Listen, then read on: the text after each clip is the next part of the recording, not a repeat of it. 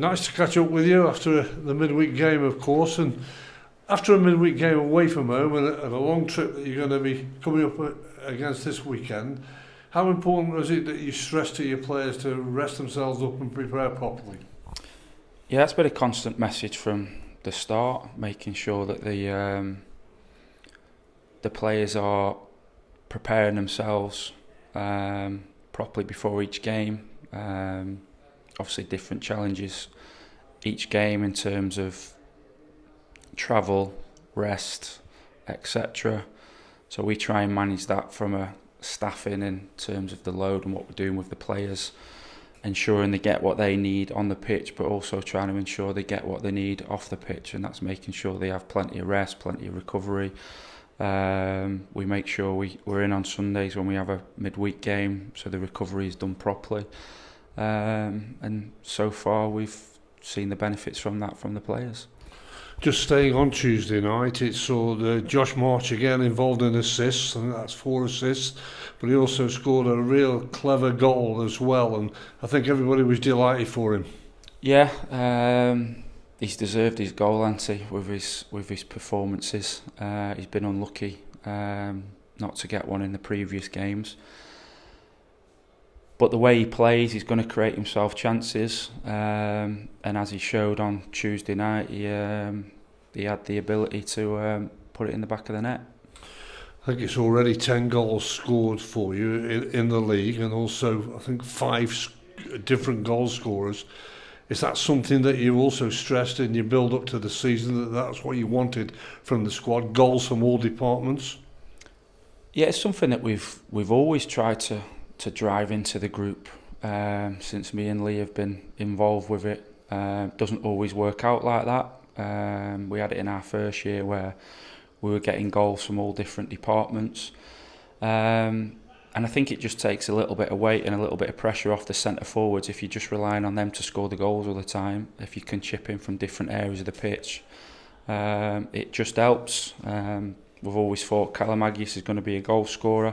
He's always scored goals from a very young age, and he's taken his opportunities this year, performed really well. But what he's also done, he's also added goals in that as well, which is a credit to him. So yeah, long may it continue.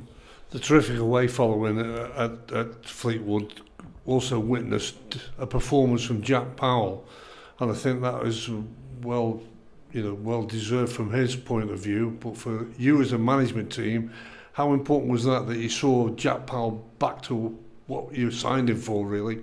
Yeah, Jack's a top player. He's not just a top player on the pitch, he's a top player off the pitch. The way he prepares himself, the way he trains, the help and support he gives to the younger players.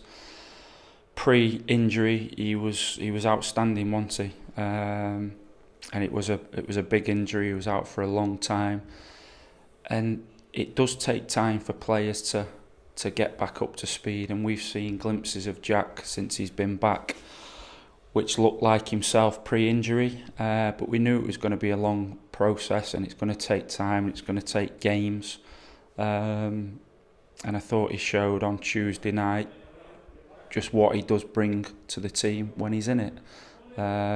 So yeah, I was delighted for him. You're going to head to the Priestfield Stadium as deserved at the moment, early league leaders in League Two, and again, of course, the winning habit and that winning feeling is a part and parcel a lot in it of being a successful team, and now it's down to everybody connected to the club to keep that momentum going. Yeah, and it will change and fluctuate throughout the season. We've got to hope it just continues for as long as it can. We're obviously not going to get carried away. We've seen how things can change over the last couple of years. You have good periods and you have tough periods. It's the job to try and make sure when you're having good periods and good moments throughout the season, you try and get as many points on the board as you can. And when you then have tough periods, you're trying to end them runs a lot quicker. So yeah, we're obviously delighted where we are, but nothing's done after 4 games, is it? It's important that we stay grounded, stay focused, and move on to Saturday, and hopefully then we can come away with some more points. Yeah, well, your performances have put you in this position. What do you think you want to add to it? What are you looking to add to it? I wouldn't say there's just one thing that we want to add. There's multiple things. We've not put the complete performance on in any of the games, I don't think, this season. And games often come down to moments in games. You look at Salford, first game of the season, 4 minutes in, penalty against you. Tom Booth makes an excellent save. That's a big moment in a game. If he doesn't make that save, you don't know what the outcome becomes. So it's important that when we get these moments, these opportunities, we make sure we come out on the right side of things. But we've got to keep improving in all aspects, what we do with the football, what we do without the football, maintaining the energy levels that the players have been playing with. That's been getting us a foothold in games, in terms of that aggressive approach higher up the pitch, but also maintaining more and better control in moments throughout games, so it doesn't become as frantic and as end-to-end. Might be exciting for the neutral when it's end-to-end, but it certainly isn't for us. So yeah, I wouldn't say there's just one thing that we've got to keep working on. There's multiple aspects of the game. Can we get an update of what's happening in the treatment room with the likes of Jack Lancaster and Matas Olechek and Joel Tamanner? Yeah, Tabs is obviously, he has his operation on Friday. So then he starts the long journey back to recovery. Matas is back out on the grass. We're expecting Matas, as long as things go well, Matas should be involved with the Colchester game. Gillingham and Swindon will probably come a little bit too early, but we're hoping he'll be back involved for the Colchester game.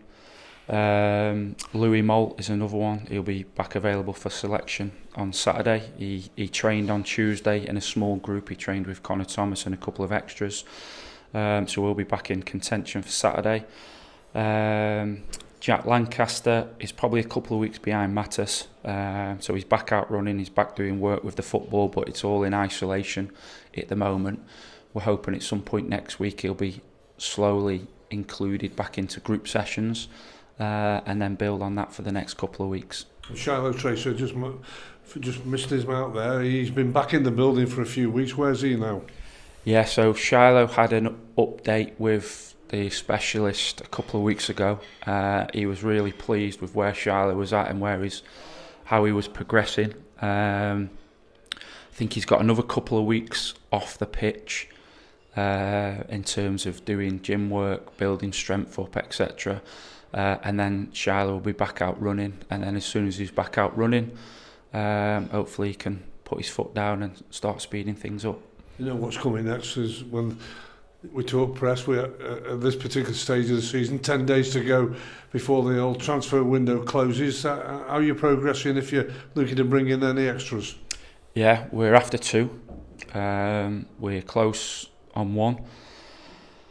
We are hoping, with a little bit of luck, we might get 1 through the door before this weekend, but it doesn't always work out like that. It doesn't always work smoothly, does it? But yeah, we're working hard trying to bring 2 more through the door in 2 different areas of the pitch.